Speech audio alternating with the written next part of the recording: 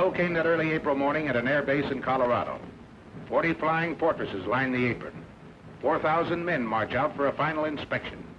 They've trained long and hard with these ships, the 400 men who fly them, and the 3,600 who work to keep them flying. Now the 351st Bombardment Group is ready. By the dawn's early light, it assembles for overseas combat. You're on your way, Joe. This is it. With his staff, Colonel William A. Hatcher, Jr. looks over his 4 squadrons. You feel the old man is proud of you. He finds no fault with you today, nor you with him. You'd fly his wing to hell and gone. Sergeant Philip J. Halls, top turret gunner from Springfield, Missouri. He feels that way. So does his pal Kenny, Sergeant Kenneth L. Halls, ball turret gunner from Perkins, Oklahoma. Related? No. They think they might have been several generations ago back in Germany, but now, just 2 guys with the same uncle, Sam. Meet their pilot, Lieutenant Theodore Argyropoulos of Redding, California. Argy's brother is in the Air Corps, too. Their dad was born in Greece. Yes, the Greeks have a word for it. Fight. Their bombardier, Lieutenant Daniel F. Stevens of Chicago. He can bat 1,000 with a Norton bomb sight. Sergeant Paul J. Posty, ball turret gunner. His dad came from Italy. Paul was formerly a pastry cook. He's got 1 brother in the Navy.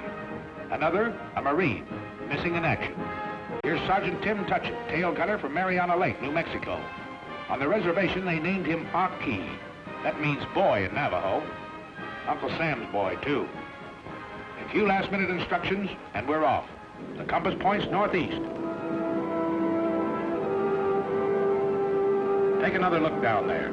That's your part of the earth. Out of that desert, those mountains, those fields has grown the American way of life.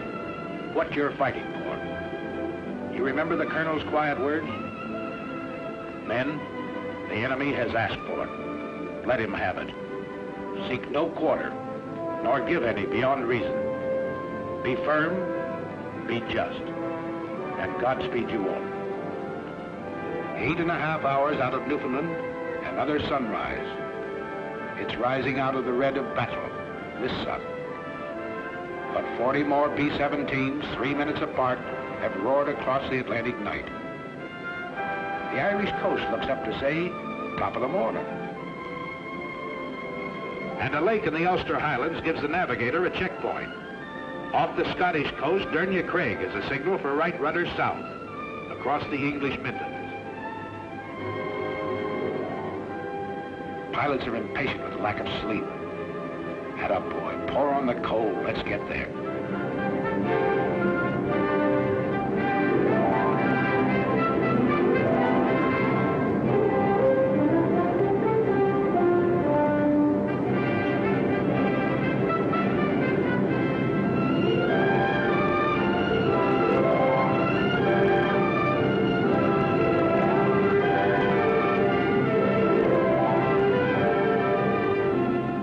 Must have been a lot different when the wings carried swastikas instead of these big white stars. Don't worry, folks. We're dropping nothing today, just our hats in the ring. Hello, Missy. We brought something for you and brother. Chewing gum and chocolate bars. And there's a crate of oranges in the ball turret. Ah, there, Grandpa. We'll be seeing you for a glass of that. And there's the base. 400 acres of dispersal areas. The RAF is on hand to welcome us. Set her down, Colonel. Set her down.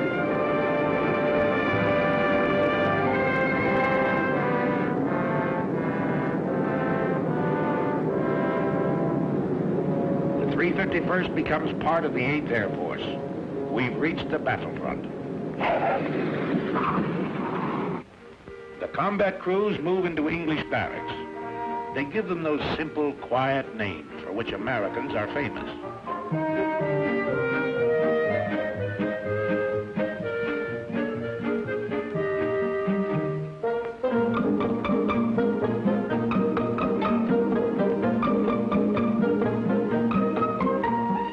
Later, the ground crews arrive.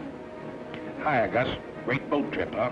Only 7 days and without any escort, too, See any submarines? Oh, 100 of them, huh? Well, I guess you ought to know, Gus. They tell me you was hanging over the rail all the way. Next day, big doings. Class A uniform. Shine those buttons. His Royal Highness, the Duke of Gloucester, brother to the King of England, drops in and is greeted by the old man. What's up? Sergeant Major says the RAF is handing over the field to us.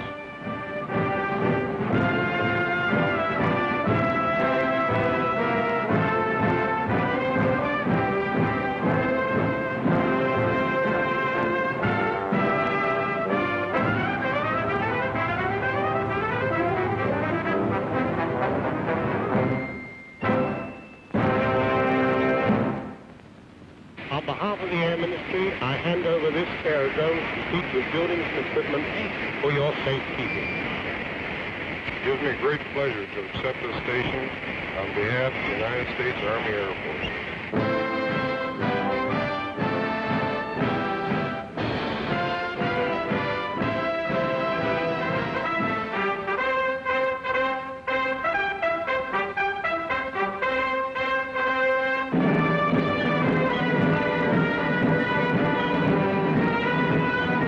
Okay, RAF. If we can fit your boots, we'll walk it straight, brother.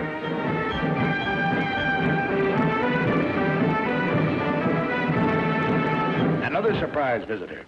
General Arnold himself doing a world inspection flight. He tells you you've got a tough assignment. This is one head man who knows and doesn't kid you. We have the privilege to meet General Aker, Commanding General, 8th Air Force. All right, thank you, sir. Gable. Yeah, glad to see you. How are you coming to this camera training film of yours? Well, it's a little early to tell yet, sir, but we're turning a camera on everything and everybody. Well, I know what General Arnold had in mind in having you make this gunner a picture. Captain Gable, our gunners are already the best in the business. But if they were only 10% better, it'd cost the Germans another 100 fighters a month. So fire away, gunners. Plenty more practice before that first mission. His sleeve is a forked wood. Track him. If you don't, he might get you, and you might have to bail out. Over the channel, perhaps. But if you do, a Spitfire of the Air Sea Rescue Service is bound to spot you. A stubborn, tough gang, this outfit. They'll go after you any time, any place. They picked up men 3 miles off the French coast with Heine defense batteries screaming, "No, you don't." Their answer is always, "Sorry, old boy, we will."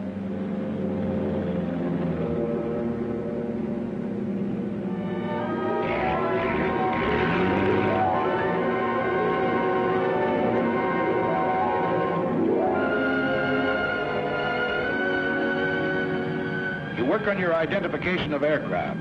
Over here, it's with a real McCoy, such as this captured Ju-88.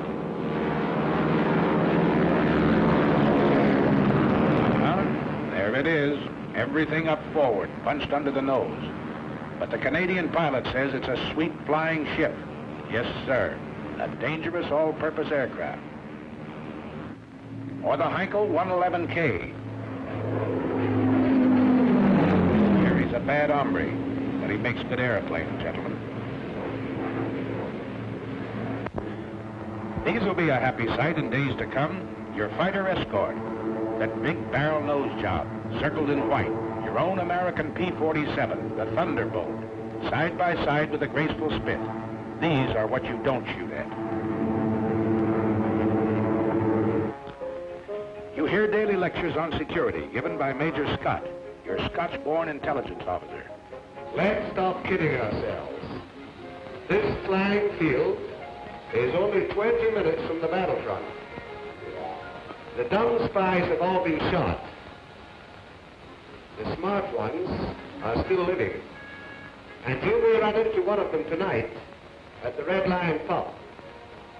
And if you go to the pub, remember, £1 is not $1, but $4. And that equals 20 shillings. 1 shilling equals 12 pennies, which equals 20 cents. 1 English penny equals 2 American pennies. And don't throw your pennies around. Major, seems to me the paper in this town is not very durable. What do you mean, do? Well, laugh at this one for 20 years.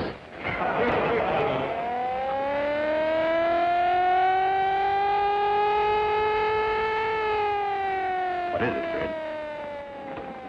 What is it? One of those bitter lessons you learn in training. Flying close formation in rough air at low altitude is no good, gentlemen. Save that for high altitude, when you're headed for the target.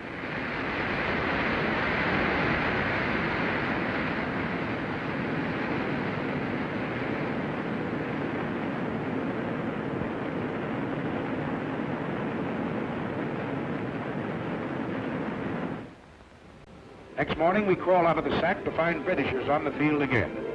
Big Halifax bombers that had blasted Berlin during the night. Their own field was closed in by weather, so they dropped in on us for breakfast. Say, Percy, how's the yak-yak over there? Rough? Oh, not half bad, Yank. Well, cheerio, lads. Thanks for the ham and eggs. So long, Percy, old boy. We'll be finding out for ourselves one of these days.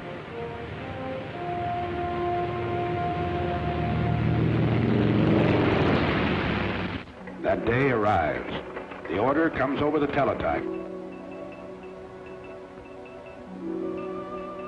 The communications clerk carries it to Colonel Milton, operations officer.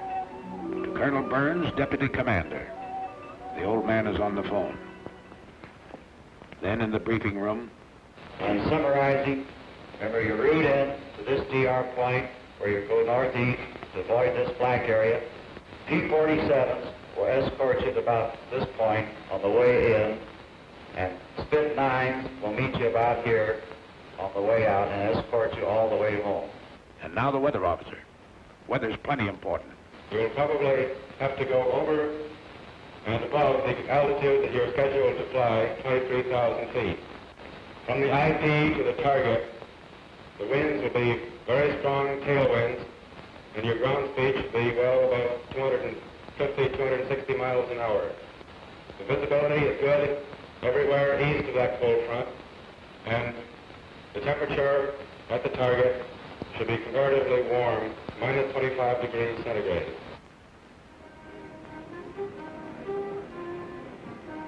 Today is your baptism of fire. If Lieutenant Argyropoulos ever felt responsibility, he feels it now. In the armament shop, his crew is picking up their guns. Now remember, fellas, don't let them get too close trying for a sure kill. Your main job is to bring these airplanes back. You got plenty of ammunition. Keep them out there at long range. Oh, we know.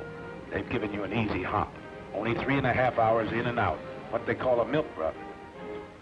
But you'll remember this first mission. You don't admit it now. You wouldn't show it for the world. But later you find out everybody else felt the same way you did. Flash order from Wing headquarters. Wing wants 3 more ships added to the high group.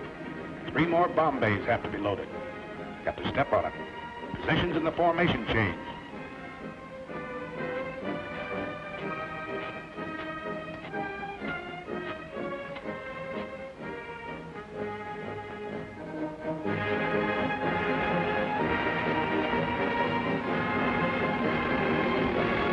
This doesn't concern Sergeants Kenny and Phil Hulls. Gunners think only of smooth-working guns and plenty of ammunition. Ammunition's cheap. 6 cents worth of .50 caliber wanged into the cockpit of a Messerschmitt. That's what will bring you home. What did that weatherman say? 30 below over the target? Electrically heated suits. The Air Corps dresses for every occasion. Yes, everything has to be right, brother. Check everything. Every strap tight. Every buckle set. Everything understood. You get into your flak suit. Mighty heavy material, but it wears well, the man says. A thermos of hot coffee. The joker who brings it says it'll help keep you awake. Art straps on his throat mic. Over this intercom system, he'll be able to talk to every man in the ship. And they can talk to him. They'll be talking for keeps today.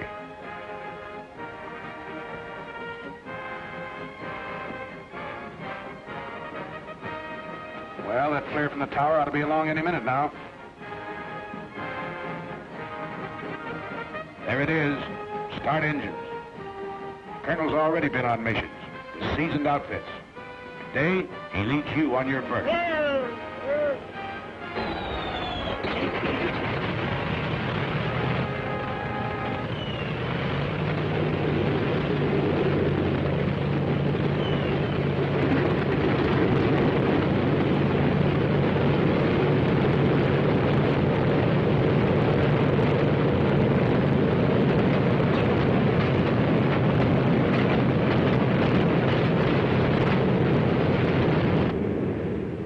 Second flare.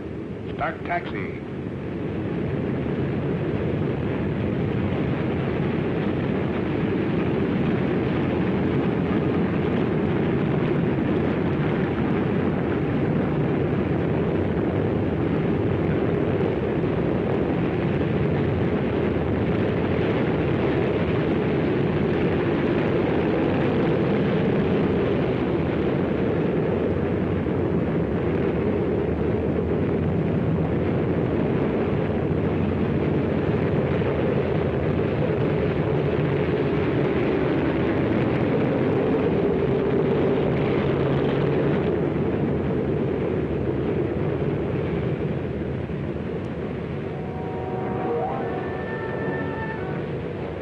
Punch wing to wing at the start of the runway.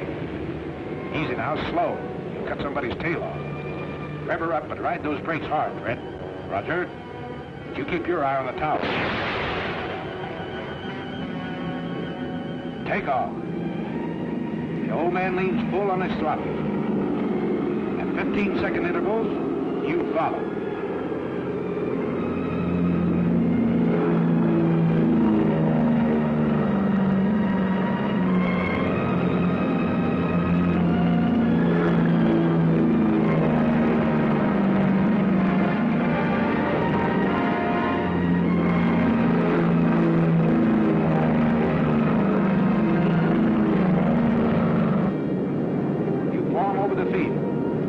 You're on your way.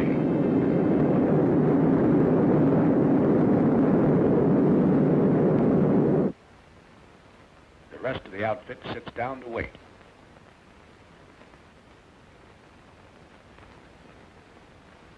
Go ahead, Mike. Your deal. Come on, I cut. Oh, okay. What time are they due back, do you know? Scotty said around 5:20. Gosh, I sure hope they all... Hey, how many is dealing? I'm in. Oh, sorry. We know, Mike. Everybody's sweating them out. You mean what's coming over those trees, Major? No, that's not them. Just a flock of crows. I was a truck driver on Canal Street, but I never felt like this before. I ride the ambulances. I gotta be casual. You know, carefree and easy, like the doc. Listen, wise guys, talk to us. The ground crew for each ship. We'll tell you how to feel. Okay, here they are. 1, 2, 3, 4, 5, 6, 7, 8, 9, 10, 13, 14. That's the stuff. 17, 18, 19, 20. Here's the old man and Jenny.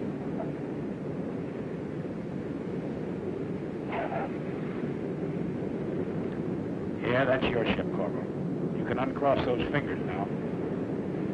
627. That's Joe Frischholz. A little hot, Joe, but you're a hot pilot.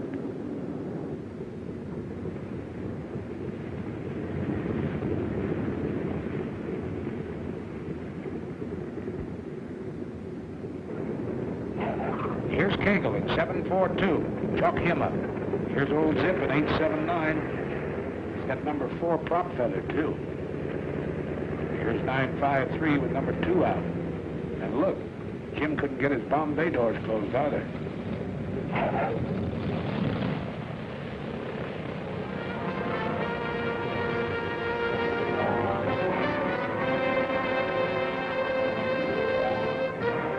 Oh, the old OK sign, huh, Sergeant?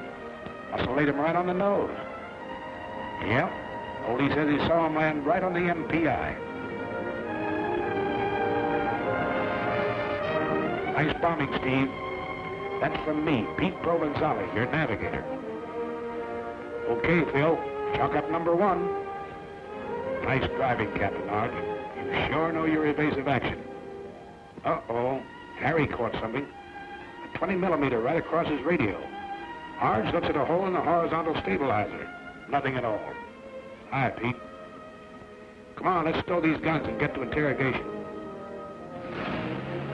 Yeah, you're feeling pretty cocky. Nobody blames you. It's great to get that first one over with. But this one was pretty easy, remember? You got a lot more to go. Longer ones, tougher ones. Take it easy, boys. Take it easy. Back from the raid comes Major Louis Nowak, Group Surgeon. Doc flew this first mission to study the physical reactions of men in combat. He didn't have to go, but that's the kind of a doc he is. And today, on the walls of the officers' mess, begins the chronological record of the group's success. Coutray, a German fighter base in Belgium. Annie doesn't live there anymore. In the meantime, we find Kenny and Phil cleaning their guns in front of the armament shop. Hello, Captain. Hello, fellas. Well, how was it? You know, Captain, I don't think those Germans like us. Are you ready to go again? Sure. Got to get this thing over. But did you learn anything you didn't know before? Plenty. At home, they told us the Jerry's made most of their attacks on the tail. Today, most of them are on the nose. Yeah. Most of the time I had my turret pointed at 12 o'clock. I must have fired 1,000 rounds. Let's go all these guns, Ken. All set? Yes, check those guns. You had plenty more use for them the next 2 weeks. Emden, Kiel, Wilhelmshaven, St. Nazaire, Bremen. And every swastika stands for a Hun pilot that asked for it and got it.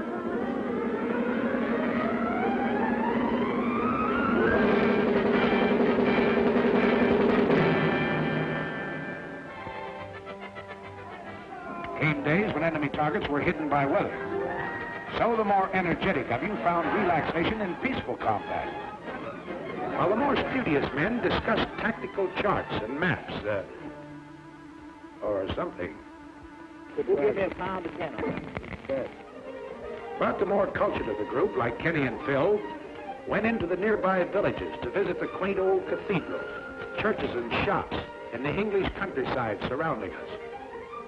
Or on days when they were confined near the base, the old cathedrals and shops would come out to see them.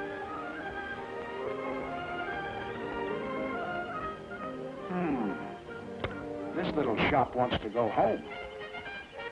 Meanwhile, back at the kitchen, we find a very unhappy and angry man. Hello, Sergeant Posty. Hello, Captain Gable. What's this? I thought you were a ball turret gunner. I thought so too, sir, but I've been grounded. Oh, your pants crept up on you, huh? Yes, sir. They found I was chef at the Brown Derby in Hollywood, and now they have me in the mess making a cake tonight for the officers' party. Nothing you can do about getting back into combat? I don't think so, Captain. Well, Sergeant, remember this. There are 2 kinds of cake. One of them's good, and the other one, I'll be seeing. But gals or parties, you're still fighting a war. And you're getting mighty good at it. Nobody knows it better than the sucker who started it. Little Adolf. Well, Sergeant Posty, back into combat, huh? Yes, sir. How'd you manage it? Well, sir, you know what you said. There are 2 kinds of cake. So Posty's back in the air with you. You're blowing factories and power plants 1,000 feet in the air. Okay, how about you, Winchester? Well, I have a little excitement. What happened? I have a little present here for you. What's that, flak? Came in the side of the radio room and hit the buckle on my parachute down on the floor. Who had this plane? Phil. What time was that? It was about $1,600. $1,600. Where'd it happen? You know, that's what it It's right here, just east of Austin. East of Austin. That's right. We'll confirm that. I saw it. I confirmed it. After he fired it, came down and passed underneath their left wing and exploded right underneath the Nobody bailed out. And when you hand out punishment like this, you've got to take some, too. The day you got back from over Villacoublay, just outside of Paris, was plenty rugged. Signal flares. That means wounded aboard. What's tough about it was, you had to bring your bombs back. You couldn't drop them. When you reached the target, you found it closed over by weather. That's an order when you're flying over France. No indiscriminate bombing. Just German installations.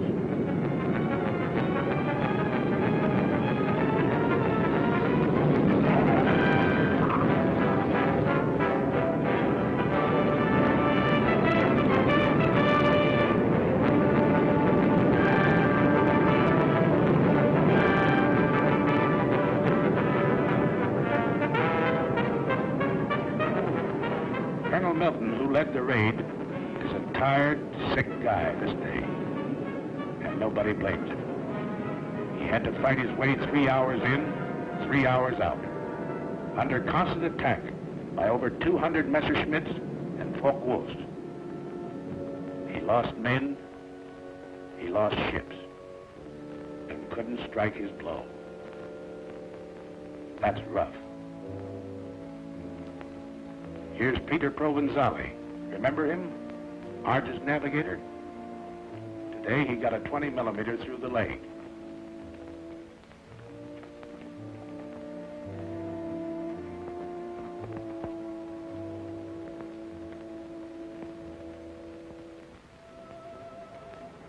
Control cable shot in two, but some wounded gunner wouldn't quit. He tied them together.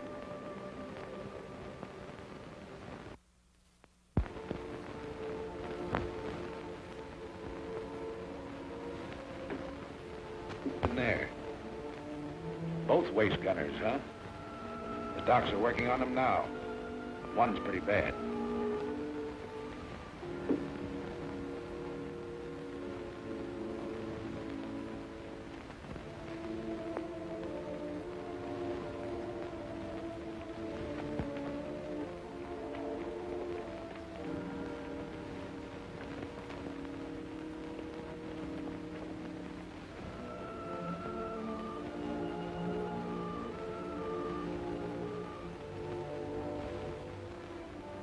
Easy now, you guys. It's Bob Wallace, co-pilot.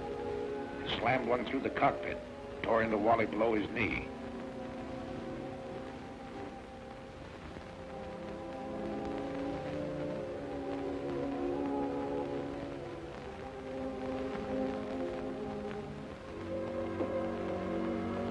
Bulletproof glass. Well, Sergeant, guess you live right. Yes, the bombardiers with their first aid kits had plenty of work today, crawling back through the bomb bays, trying to keep a steady hand in the rough going.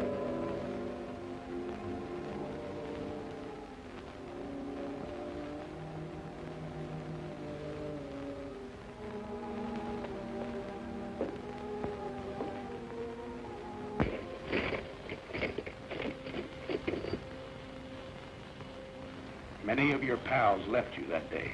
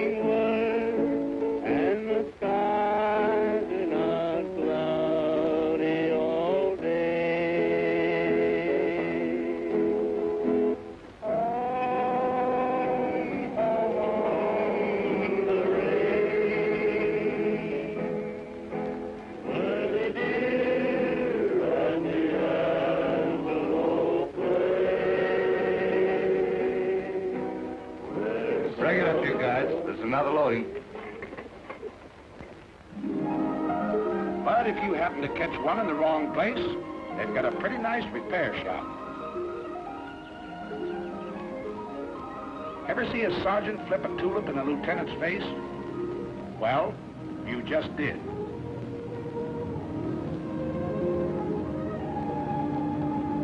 Yeah, while the gang at the base carries on, you can take it easy for a while.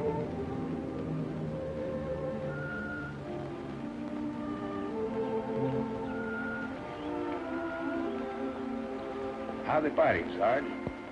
Nice fat fight, huh? This one's been stretched a little. We drop in on Lieutenant Bob Wallace to see how he's doing. How are you feeling? Great, I'll be out of here in a couple of weeks. Oh, Miss O'Neill, it's Captain Gable. How do you do, Captain Gable? How do you do, Miss O'Neill? Wally, I never got a chance to ask you. Tell me just what happened when you got hit. Well, we'd left the target and we were on our way home. We got to the post and we had our guns stowed away. A couple of FWs snuck up on us and gave us a good burst. Oh, I see. You had your gun stowed away, huh? That's right. That was a little early, wasn't it? It certainly was. It's not a very good idea to relax over here until you get back to your own base. Is that right? That's right. Well, go ahead. Then what happened? Well, after I got hit, I climbed down out of the pilot's compartment and got the top turret gunner to help me down into Bombay. He gave me some first aid, put the tourniquet on my leg, and took a good job of it. Well, that's fine. I guess you think it's a good idea for these combat crews to have first aid training then, is that right? I sure do. Yeah. So, Wally, what do you think of the B-17s? Your instruments, your guns, and all the rest of the equipment they're giving you to fight this war with? It's the best equipment in the world. That's good. Say, I hear you got your Purple Heart, too. Yes, Colonel Kendall was in the other day and gave it to me. I was more nervous than when those FWs were diving on us. Well, outside of that, are they treating you all right around here? Did you hear that, Miss O'Neill? Wally's doing okay. Back at the base, they repair your ships, too. The busiest legs in the outfit belong to Major Ace Aiken, the S-4. This airplane's got to fly in the morning. It's going to be ready? Well, Major, I don't know, sir. Well, let's have no ceremony. Let's get the fans turning. Keep the fans turning. The slogan of the ground crew. They work hard, these boys. They work 90 hours straight without sleep. But your ship is their baby, and she's got to fly. And if you need to repair a few thoughts, Sunday's always a nice day for it, if there's no raid scheduled.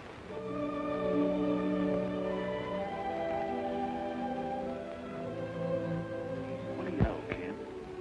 This church was built 900 years ago.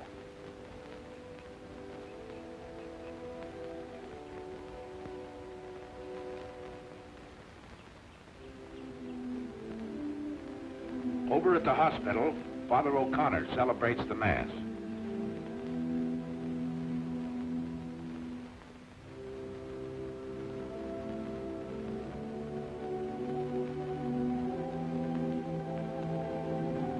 The boys receive Holy Communion. Here's Pete Provenzale. He's leaving the hospital tomorrow.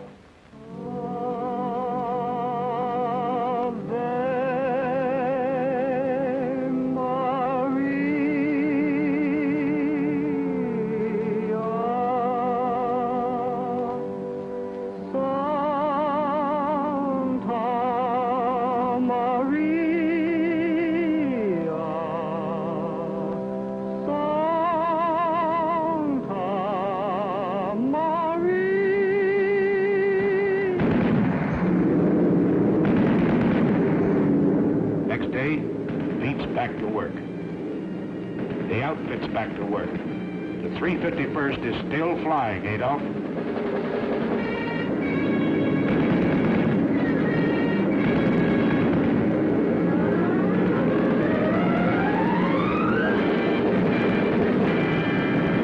Attention orders. General orders number 93. Headquarters 8th Bomber Command. 11th July, 1943. You can't get out of it, you know. They pin medals on you for this sort of work. It's not so much a thrill for you. It's a big kick it will hand the folks back home.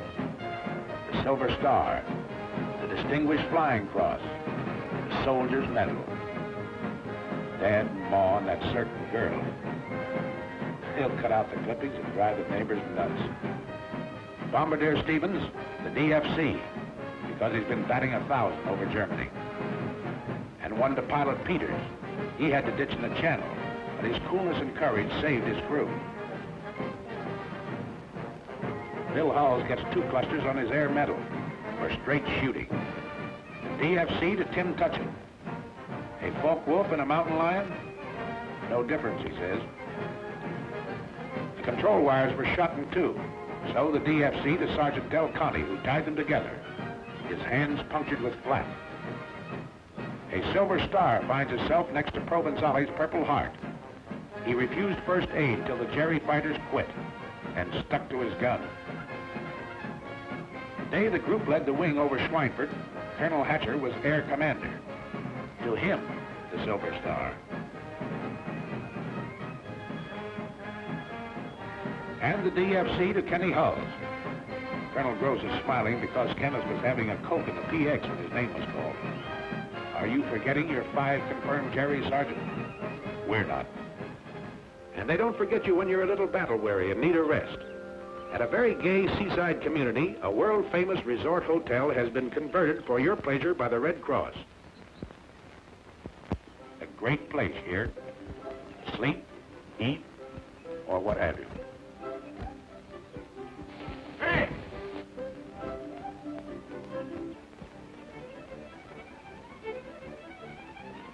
Not on your life, Clark. None of that here. Oh, but look, ours, just a few shots. Oh, we're here for a rest. Right, you guys? Right. Well, all right, then, how's this? I'll follow him around with a silent camera for 1 day. They won't have to say a word. Good deal?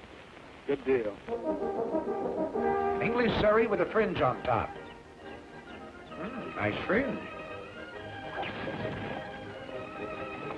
Carry you to the old swimming hole.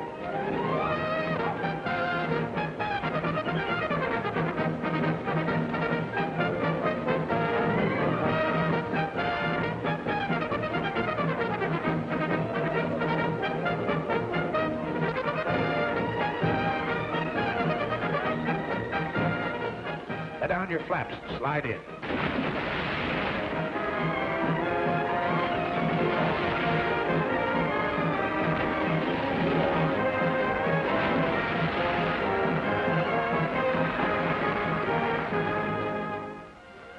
Now let's see what the boys back at the base are doing. Why, they're getting a few laughs, too. We'll let the man who's handing them out tell you about it. Hello, everybody. This is Bob, somewhere in good old Jolly Hope, laying a few eggs for the boys that really know how to lay them. Yes, sir, this is one of the happier cow pastures that we worked in over there in England. And look who's dancing. You know, I used to dance with Fred Astaire, but we couldn't get girls. And right here you see Jack Pepper, who's here through the courtesy of his draft board. His picture's a little dark, I understand, but after we were there a couple of weeks, we got a little braver and we started to work with the lights on. This is really a great, great crowd out there tonight. And I understand Rhett Butler is on the fringe of the crowd. They tell me that they stopped him from flying in those B-17s. They claimed his ears held the plane back. Nice little scene. Shows Pepper trying to get his expense money. Look at that mob. You should have heard him cheer when Francis Langford walked out and when Tony Romano played the guitar. Yes, sir, you'll never know how this bunch of boys picked up our morale. And again, the weather breaks over the continent, and the handwriting on the wall spreads your story. You're into the 3rd panel now. You've been out 8 days in a row and done a doubleheader over France on the 9th. This man's Air Force is piling it on. 2 combat wings have been added, 2 air divisions formed. So you're not very surprised when General Aker comes that day. Something big is up. He goes into the briefing room to confer with the old man and his staff. They call in the squadron commanders, even the flight commanders. What did he tell them? Your 4 squadron COs, they know, but don't talk. Just grin a little with excitement. It's something big, all right, because the bomb dumps have been getting plenty of heavy stuff lately. And a loading order came through this afternoon. Stand by. More than that, wing racks. We're really going to pile it on.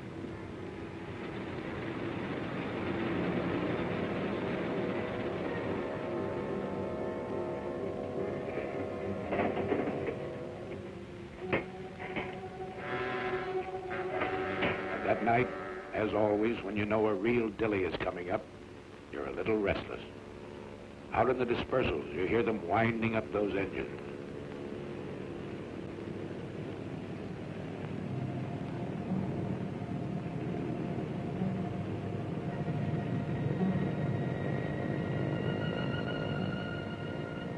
That's all right, ground crew. Make 'em sing. Make 'em sing good.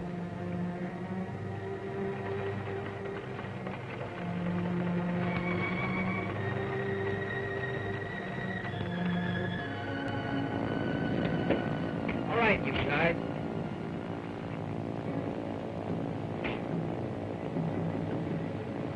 Breakfast at 3, briefing at 4.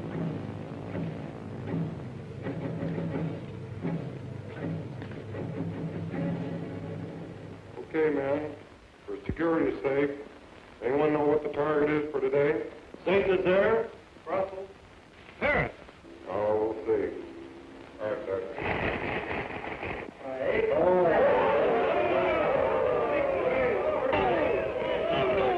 Sprechen Sie Deutsch? This was the longest penetration for this group. We've got an A+ target over here. We've got to get it today. Okay, gentlemen. Stations are at 5:05. Start engines 6:05. Taxi at 6:15. Take off 6:30. Got it? That's all. Okay, man. Let's go get this target, and then we'll take the jab.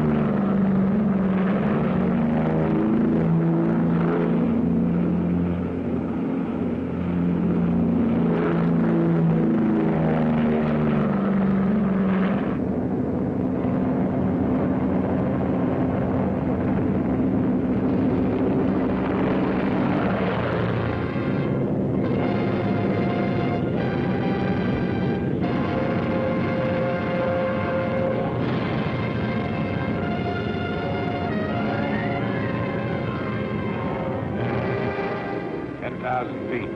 Low on oxygen. Check in your station.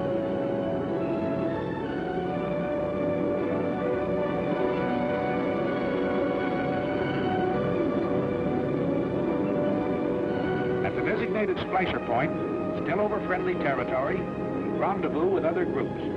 Your combat wing banks into position.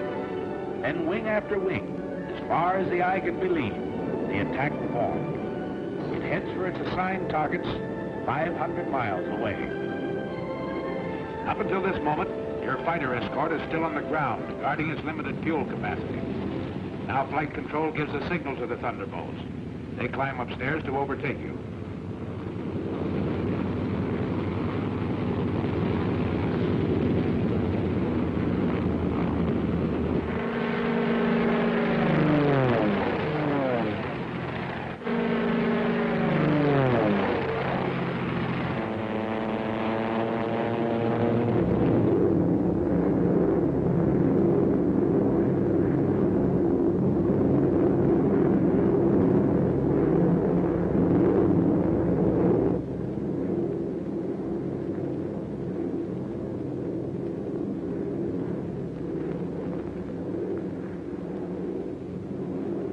Fighters, 3 o'clock low. Watch it. That should be our escort. You're right, sir. 47s.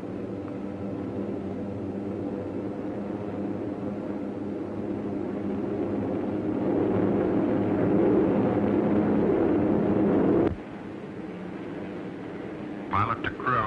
Pilot to crew. Over enemy coast. On the ball, you guys.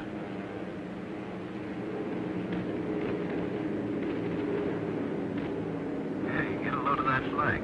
Can't that load any higher than that? Where do you want to have it? In the bomb bay? Why don't you lean out and smell it? That's right, you guys. Laugh it off. Right now, a bum joke goes better than 2 fingers of rye. Around 3 hours out, Arge looks at his watch. He knows it's time for the fighter escort to turn back. From all over the ship, you watch them leave. You're really on the ball now, because you know that enemy fighters will appear any minute. They know exactly where you are. They've been watching the stratosphere condense off your wingtips, giving you away in long trails of magnificent treachery.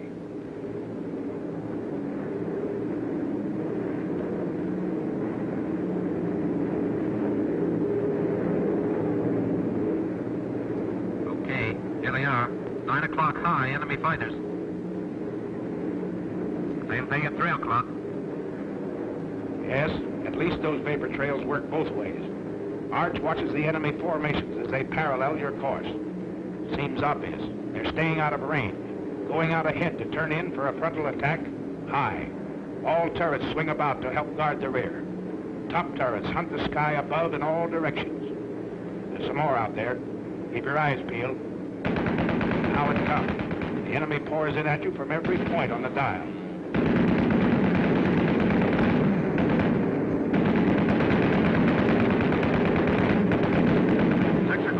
Level. 2 more. 5. Watch it.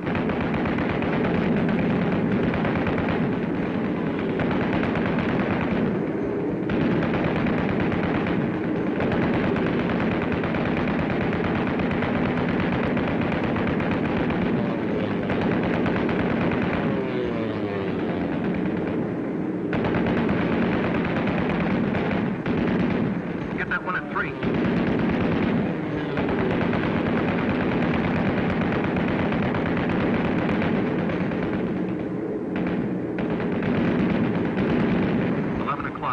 High.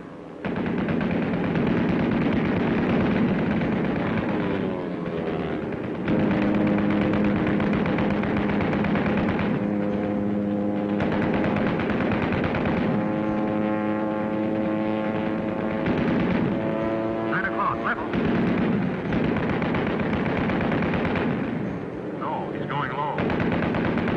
Here he comes up.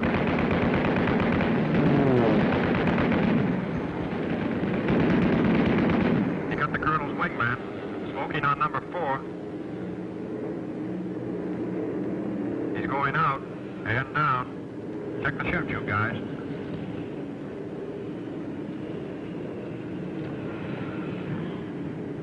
One chute out of the tail. 2 out of the waist. There are the 2 boys out of the nose. That's 2 more. Pilot to tail. Pilot to tail. Let me know how they're doing back there. Roger. Fighter, 6 o'clock. Coming through.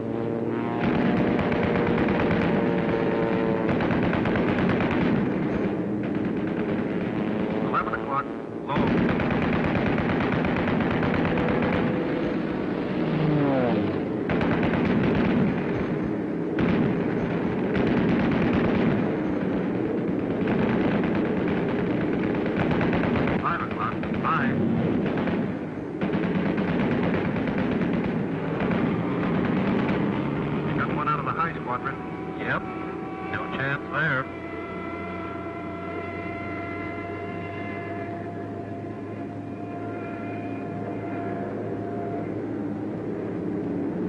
Two 190s, high. Somebody got one of them on the button. That jury pilot bailed out. He's not walking away from it.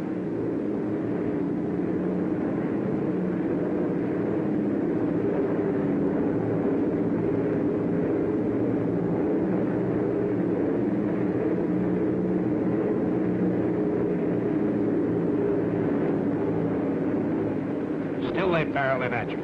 A little short on heart, plenty long on guts, this enemy.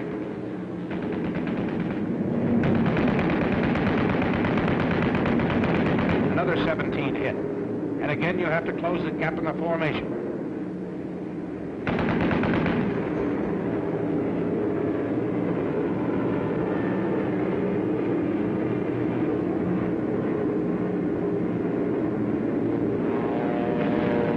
Again and again they come. 12 o'clock high, 4 o'clock level, out of the sun, and up from the ground.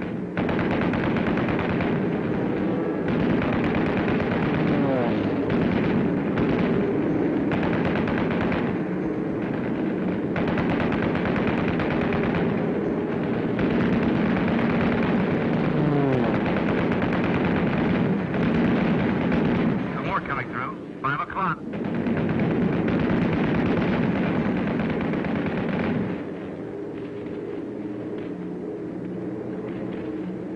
Crossing another flak area. It's heavier this time, so black and thick you can almost hear it, and it's more effective.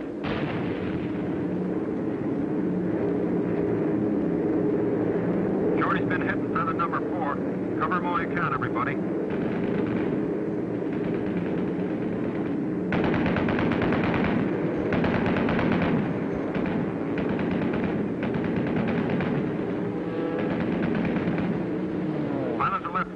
Pilot to left waist. There's another one working Shorty over. Can you help him? No can do, sir. Out of range.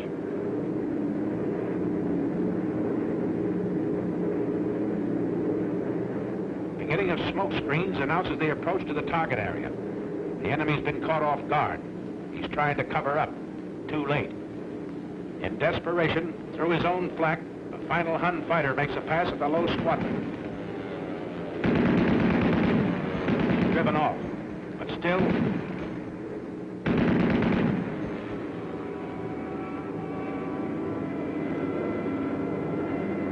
Did a fighter or flak get that ship? Flak, I think.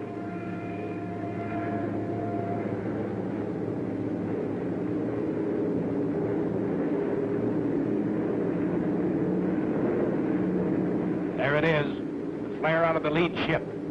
The signal for the bomb run. This is your attack. All right, Steve. We're on the IP. She's yours. I got her.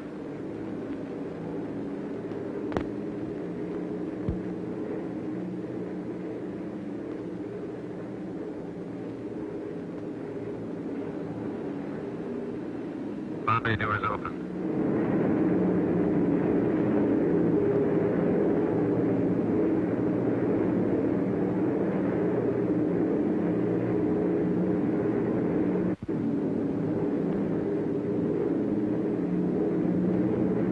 Make a good run now, Steve. I'm on it. Yes, make it count, bombardiers. They build these ships around you.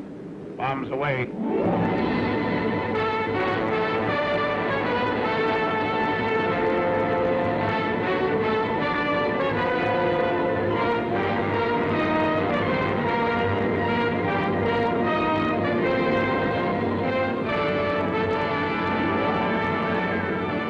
The lead group picks out its MPI in the dock area.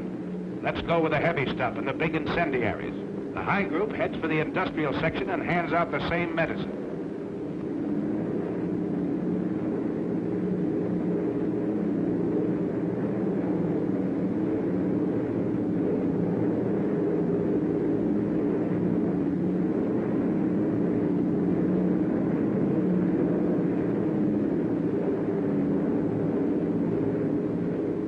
The low group turns for the adjacent airdrome. It blasts the field, the hangars, and repair shops with hundreds of deadly anti-personnel bombs.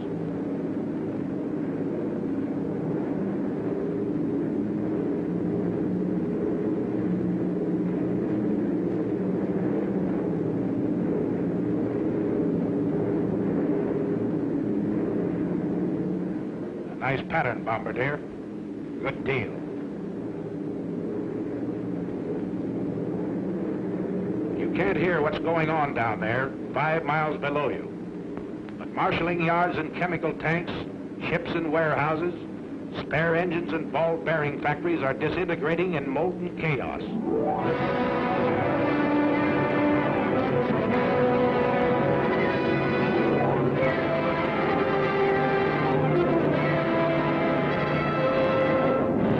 It's thunder out of the Alleghenies, Adolf. You said Americans were soft and decadent? Well, here's a red, white, and blue headache that'll help you change your mind.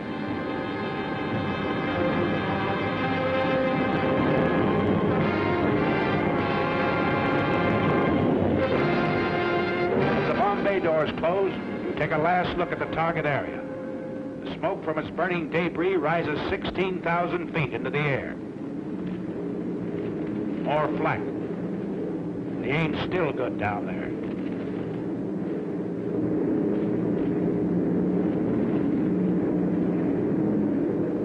How about this trip home? Is it going to be rough? Pilot to crew. Pilot to crew. Well, you guys, we're over an hour out. They haven't come back at us yet. Looks like we're lucky this trip. Enemy fighters, 11 o'clock high.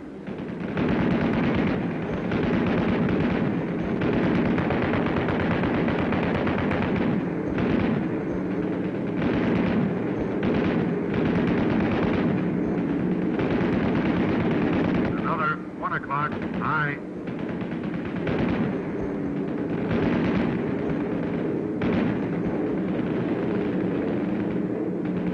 Coming level to 3.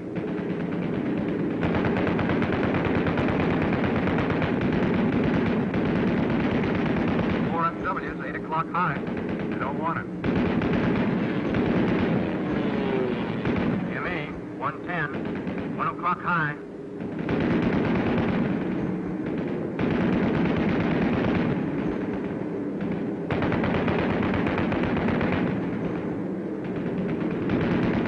ME at 2 o'clock.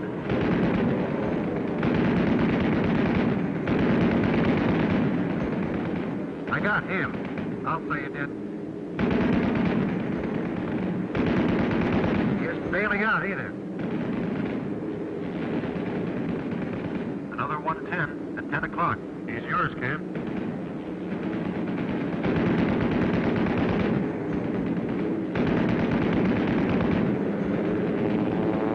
There he goes. Here's my pigeon. Stoffel commanders throw their pilots into formation with suicide orders. That's what they get. Formation is tighter than ever. You're not sparing ammunition. You're knocking them down like mallards. One more.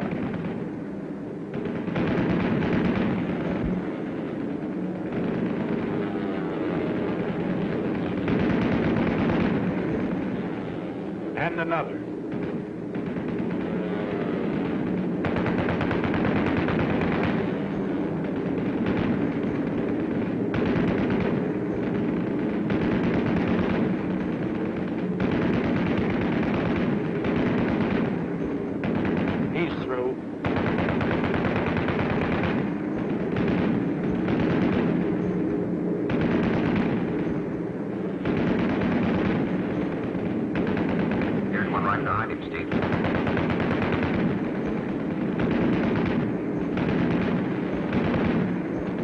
Another. 2 in a row for the boys up forward.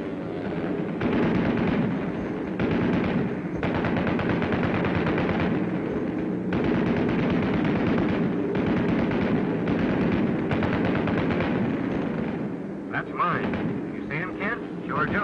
I'll confirm him all right.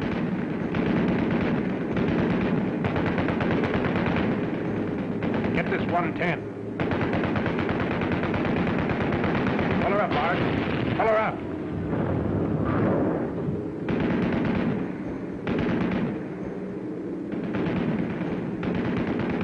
FW, 3 o'clock. Take to him, Joe. Hold your fire on that 1-9. That's a spit on its tail. Yeah, our fighter cover's got here.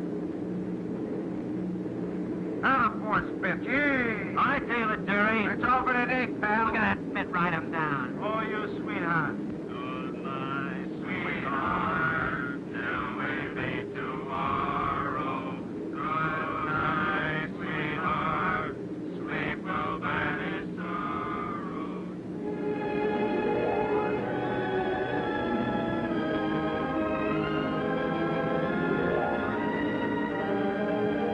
Your shadow on the undercast. The pilot's rainbow. Mission's end, but not the end of the battle. Fighting men from Maine to California still have a long, tough rainbow to travel. But they're looking the enemy right between his eyes. They're fighting him the American way, their American way of life. Enemy of America, look at these men. They're not going to lose, brother.